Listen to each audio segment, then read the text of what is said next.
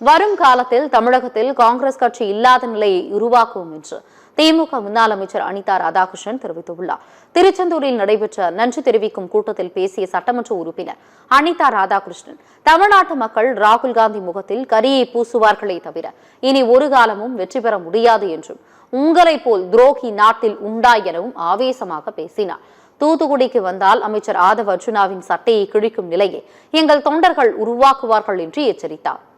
இங்க தமிழ்நாட்டில் பாராளுமன்ற உறுப்பினர் தேர்ந்தெடுத்திடலாங்கிற கனவு காண்கின்ற வகையிலே ராகுல் காந்தி இருக்கின்றார் என்று சொன்னால், ராகுல் காந்தி அவர்களே, தமிழ்நாடு மக்கள் உங்கள் மூஞ்சிலே கருப்பை பூசுவார்களே தவிர எந்த ஒரு வெற்றியும் நீங்கள் பெற முடியாது.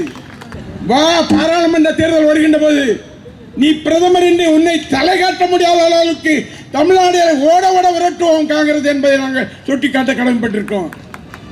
இவன் ஒருத்தன் பூசா முளைச்சிருக்கான், எங்க இருந்தோ லாட்டரிக்காரன்